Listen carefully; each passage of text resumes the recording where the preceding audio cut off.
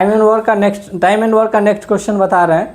देखिए बोला गया है क्या, A and B can complete a work in 15 days and 10 days respectively. मतलब रेस्पेक्टिवली का मतलब क्या होता है कि जो पहले है उसका डेज पहले दिया गया है, जो बाद में उसका डेज बाद में दिया गया है। ठीक है, तो ए और बी दोनों उस काम को 15 दिन में और 10 दिन में पूरा करता है।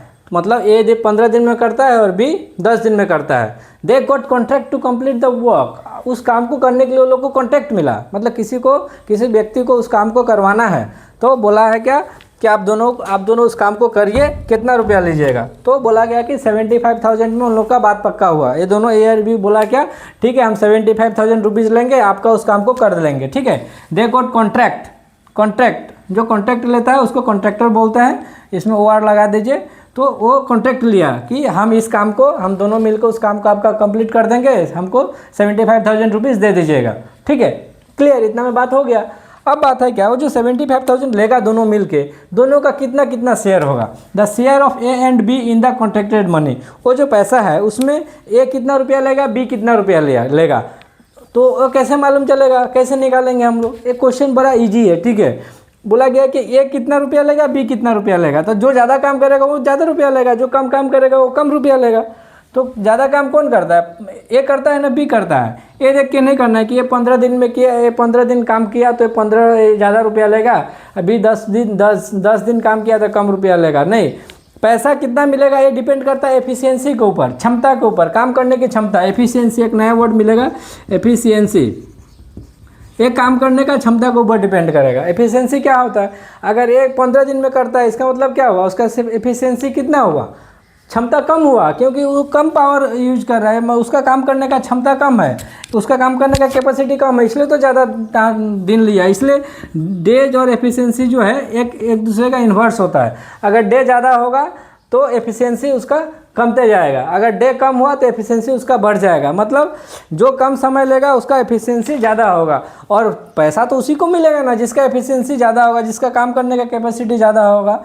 ठीक है, तो इसमें क्या होगा, बी ए काम करता है, देखिए ए काम एकदम इजी है। ए काम करता है 15 दिन में और बी करता है कितना दिन में, 10 दिन में। एकदम सिंपल बता रहे हैं इस टाइप का मैथ्स। ए 15 दिन में किया, बी इतना दिन में किया। तो इन दोनों का अगर रेशियो निकालेगा तो कितना निकलेगा, 5 3 जा 15, 5 2 जा 10। ये इसका इन दोनों का रेशियो होगा। एफिशिएंसी जो होगा उल्टा हो जाएगा, मतलब बी का काम करने का क्षमता 2 हो जाएगा और ए का काम करने का क्षमता 3 हो जाएगा। मतलब ए अगर ए 2 दिन में करेगा तो बी 3 दिन टाइम लेगा। ठीक है, देखिए इसके अनुसार यही हुआ। ए अगर इसका रेशियो निकालेंगे तो ए 3 दिन में करेगा, बी 2 दिन में करेगा। तो इसका जो एफिशिएंसी होगा, पैसा मिलने का जो रेशियो होगा वो उसका एफिशिएंसी के अनुसार होगा। ए दिन ए हुआ और एफिशिएंसी इसका उल्टा हो जाएगा, इन्वर्स होगा, पहले बताए हैं।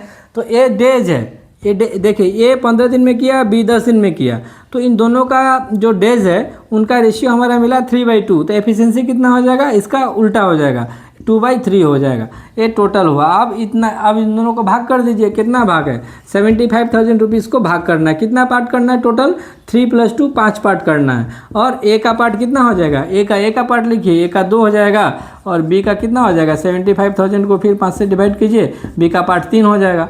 तो इसको कीजिएगा तो 15,000 होगा, 15,000 × 2 30,000।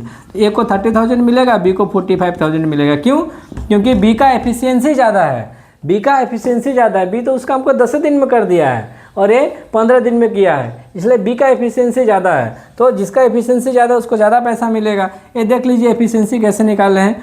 ए 15 दिन में किया, बी 10 दिन में किया। ठीक है, तो इन दोनों का डेज का रेशियो हो जाएगा 3/2, 5 3 जा 15, 5 2 जा 10। अब एफिशिएंसी जब पैसा बांटने का बारी आएगा तो उल्टा हो जाएगा, इधर चल जाएंगे, ये ऊपर चल जाएगा, इसको 2 ही पार्ट मिलेगा, इसको 3 पार्ट मिलेगा। तो टोटल पार्ट कितना हुआ, पैसा का 5 पार्ट हुआ। तो टोटल पार्ट पैसा का 75,000 को 5 पार्ट किए, 5 पार्ट में से इसको निकाले, इसको डिवाइड करेंगे तो 1 पार्ट निकलेगा, वो होगा 15,000। और ये को मिलना है 2 पार्ट, तो 2 पार्ट 2 × 15 हो गया 30,000। और ये इसको मिलेगा 3 पार्ट, 15 × 3 हो जाएगा 45,000। तो ए को मिलेगा 30,000, बी को मिलेगा 45,000। तो एग्जाम में इसमें कोई एक का शेयर निकालने के लिए देगा या फिर दोनों का देगा, तो जैसा निकालने के लिए देगा वैसे लिखेंगे। ये देखिए ध्यान दे के रखिएगा, डे और एफिशिएंसी। ज़्यादा दिन लेगा तो उसका काम करने का क्षमता कम होगा, और काम करने का क्षमता कम होगा तो पैसा भी कम मिलेगा। और डे कम लेगा तो काम करने का कैपेसिटी उसका ज़्यादा है, और काम करने का कैपेसिटी ज़्यादा है तो पैसा भी ज़्यादा लेगा। ठीक है, ओके।